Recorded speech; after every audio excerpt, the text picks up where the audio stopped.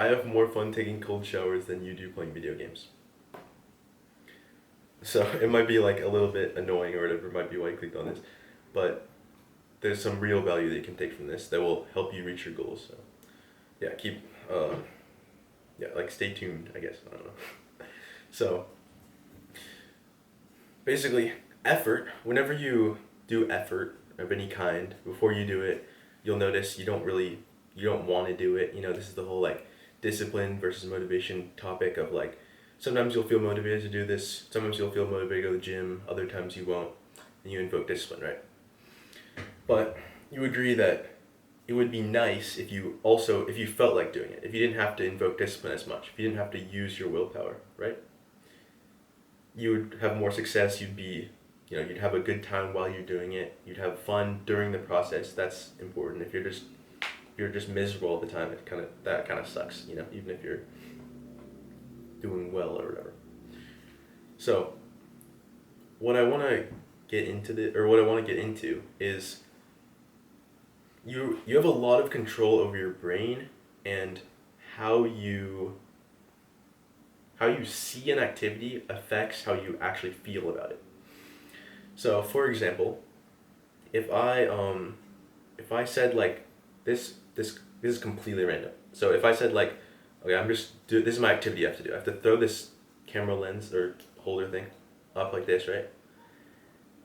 And this is something I really don't like. Like my view of this activity is just that it completely sucks. Like I do not want to do this. It really sucks. It's annoying. It hits my hand. It sometimes flips over. It seems like it's gonna fall off my hand. All this negative like thought about it will make me dislike this activity. Versus if I said, I love doing this. I love flipping this thing. It's so fun. I really enjoy it. It's it's really fun for me. It's really enjoyable. I love doing it. I'm doing it because I love it. Then you'll start to get a dopamine release, meaning like pleasure from doing this activity. So we can move this same, prefrontal like control of your activities or like of your dopamine release from the activities you do and attach it to like subjectively attach it to the effort of starting something you don't particularly want to do at that moment. So let me explain how this works in the context of like a cold shower, for example. So okay, so basically, you'll turn on the water and you'll feel like the cold kind of filling up the room, and initially you do not want to go in the shower. Like you start like rationalizing, oh, it's not even really useful, like why am I doing this? um oh, it's just, you think of all the reasons you don't want to do it. You're sitting there for like 5 minutes staring at the shower head like, oh god, I don't want to do that, right? If you can change your mindset about it to, and I've done this myself, so now I enjoy cold showers. Like I'll be excited to go into a cold shower while when the cold hits you and you're like, before I'd be like gasping for air and fucking shaking and shit like that. It's fun. Like it's literally enjoyable, and it's pleasure from effort. So what you have to do is in this moment of like the most intense pain and the most intense friction, which is usually right when you're starting it, or like the first like minutes or a few seconds or whatever of when you're doing the effortful activity, in this case cold showers, you tell yourself, I'm doing it by choice and I'm doing it because I love it and it's fun and enjoyable. And Andrew Huberman talks about this, but um, you're supposed to tell yourself that even if it feels like a lie, because it sort of is a lie, right? In some ways, but only for the first few times you do it, and then it becomes the truth because then you actually do get pleasure from it. So then you're not lying. So there's really no point in even seeing it like that.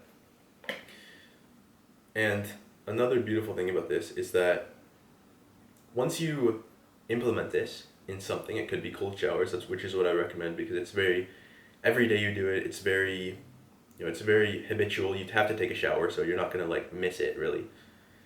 You just, every single time You tell yourself you love it. I'm doing it by choice. It's exciting. It's fun, right? And eventually, you'll start to get the dopamine release from it. And once you start doing this enough, it'll happen with other forms of effort. So now when I'm like doing homework or whatever, because it's something that I like don't enjoy, or you know, before I don't enjoy or whatever, I'm kind of like in the process of changing it, I guess. It's much easier to change my mindset about it and tell myself it's fun, tell myself it's enjoyable, and then do it and have a good time. And it just becomes reflexive for anything. Like you can do it for anything. So this is why I say I have more fun in a cold shower than you do playing video games. I'm not meaning to be like offensive to you if you, I don't know, like, you know, it's just more just like for, you know, YouTube stuff, but yeah, whatever. The other thing about that is video games.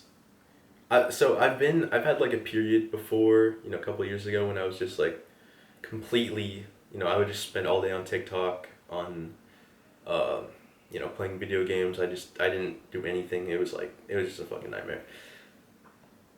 The amount of fun I had playing video games after like the 6 hour video games, like, you know, your 30th day, you're just like, it's not even fun at all. You're just playing because it feels like okay, and like doing anything else feels like absolutely terrible because you're just so down, you know, fucking astronomical or whatever. I'm telling you, 100%, I have more fun in a cold shower now than I did playing video games like 2 years ago. It's kind of cool to think about. Okay, so let's think of some other things you can apply this to. So let's see, so cold showers, right? Doing your homework. Another thing would be like lifting. If you need like music to lift, you're kind of relying on an outside, like an exogenous dopamine source. So yeah, people who've been like agreeing with me so far are probably gonna start being like, wait, you don't want me to listen to music while I'm lifting? Okay, so hear me out, right? And I would have thought that too for quite a while. I couldn't like lift or do anything without music. That was like my main crutch. But once you start to enjoy effort itself, you don't need these exogenous substances or like sources or anything like that. You don't need to take pre-workout. You don't need to listen to music while you're lifting because you enjoy it. You enjoy it inherently, just the activity, right? It's awesome. Yeah.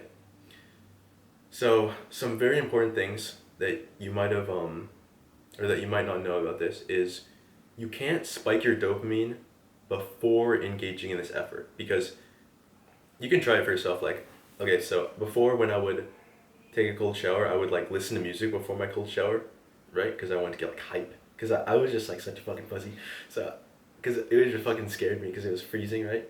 So I would like get hype, like I was about to like hit a lift or whatever. The same music I would listen to at the gym.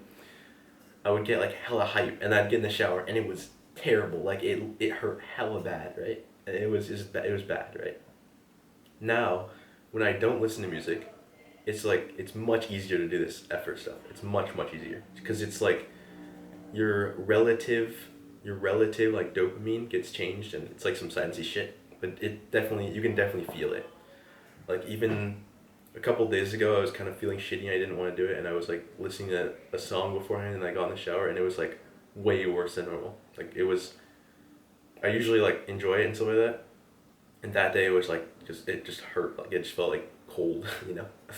So, and then you can't spike it after also. So like, the point of this is, your brain sees this activity in sort of like, if it's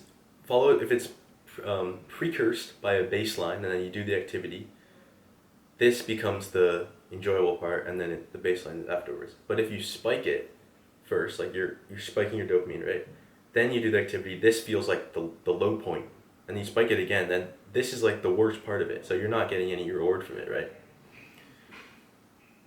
That's so that's something important. So anyways, I hope you get some value from this. This is something that I think not a lot of people talk about, which is really important for being disciplined and actually doing this stuff when you don't want to and all that. So yeah, if you need any more help, if you have any questions in particular about me, or if you need, any help in your specific situation, I can do a coaching call with you. I'll have the link down in the description. Sorry, my dog's barking. I don't hear that. Always an interruption. So yeah, it'll be down in the description. And hope you guys have a good one. Peace. Bye. Oh no, my camera's not.